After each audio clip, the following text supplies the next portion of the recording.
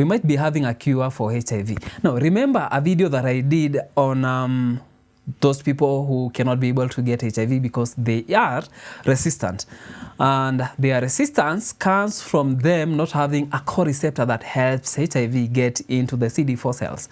Now, let's just use our board as usual. Time for class. Now, remember we said that this is the cell, CD4 cells. In case you don't know what we are talking about, you can first of all pause this video, go to a previous video that I did. I'll try to attach it somewhere here or there, somewhere here or just here. Now, we have what we call CD4 receptors. Let's say we have the HIV particle here. This is the HIV. We have the CD4 cell. On the surface, we have the main receptors that we call CD4 receptors. This must be there for HIV to attach itself here. Now, after attachment, it will require what we call secondary receptors, the chemokine receptors. Now, these chemokines, we have, let's say, for example, this is the CD4 receptor, and then we have a tiny one. HIV will come and first of all bond with this, and it will require this receptor here to get into this cell, and after getting to this cell, it's going to, let's say, hijack all the mechanisms here, and it will now use the mechanisms in the cell to make more copies of itself. So it's going to photocopy itself using the mechanism of the cell, and then after it makes millions of the copies, it's going to kill off this cell. After killing this cell, the particles will now disintegrate and get into blood, go start infecting other cells that contain CD4 receptors, and that's how immunosuppression is achieved. Now, we have a certain kind of people that they have the CD4 cells, so they have the receptors, but they don't have this core receptor here, the chemokine receptor. Now, we have two types of them. We have CCR5 and we have CXCR4. So you might be having one of this or both of them. Now, for those people who cannot get HIV, they are not going to entirely have now all of this. So they are only going to have CD4 cells. HIV will come, bond with this, but nothing will happen because now you don't have the core receptor. So that HIV will just stay there, and it will just die off because there is nothing here. Now, use that information, and we have those individuals who are known. And by the way, this study was not focusing on HIV, meaning that this was just like, let's say it was a cure that was discovered by mistake because they were looking or they were trying to do a study on blood cancers and on how to treat them. Now, the population or the people who were on the clinical trial, they had both HIV and that blood cancer. They were focusing on the blood cancer, but later on, they came to discover that they were also healed of the HIV, and by now, it was claimed that 5 people were completely healed. 5 people completely. Now, let me tell you the mechanism. Remember, we said that we have people who cannot get the HIV because they don't have the core receptors. Now, imagine that we take these people and then we harvest their stem cells. And then, remember, when you have something like leukemia, one of the therapy is to donate to those people stem cells that will go to the bone marrow. Now, in the bone marrow, this is where the cells are made.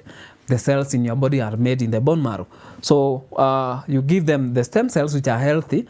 They go implant themselves in those bone marrows, and they start producing fresh cells. Now, I'm sure you now know where we are headed. Now, if we harvest the stem cells from these people here who don't have or who are resistant to HIV, if we harvest their stem cells and then we give them to those people who have HIV, what will end up happening will be the stem cells will go to the bone marrow, and when that happens, they are going to now start producing the new cells from the stem cells that we have donated to them. Those new cells will increase in population, and they end up being so many such that you don't have so many of the local population. You're going to have the cells, the new cells from the donated ones. What I mean is this person who is resistant to HIV because they don't have these core receptors. We harvest the stem cells, and then we go take that to a person who is suffering from HIV, and then the stem cells will go to the bone marrow.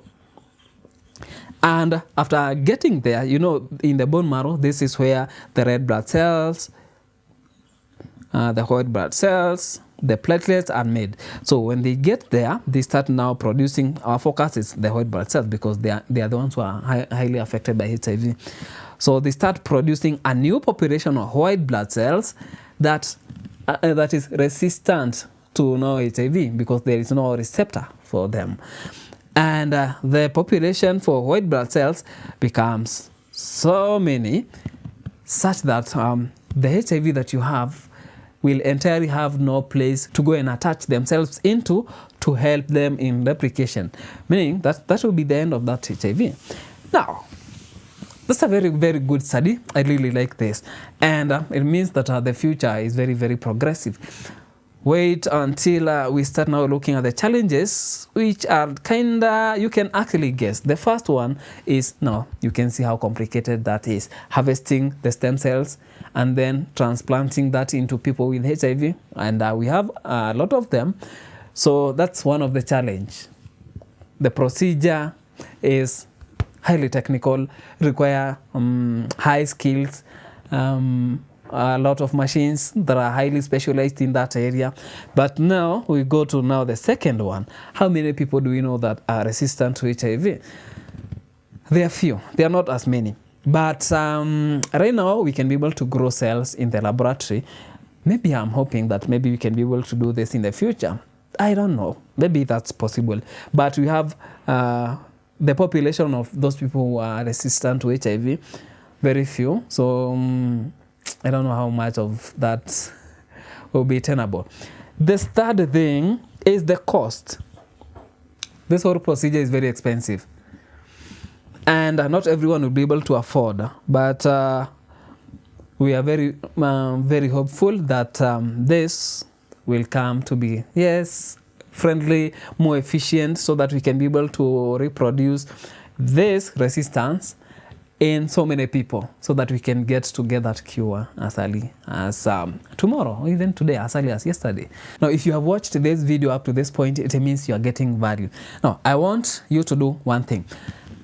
There's a video I want to suggest to you. Those people who are HIV resistant, go watch this video here. And also, after watching that video, go to this other video here that will show you how HIV gets into the cell. See you in the next video.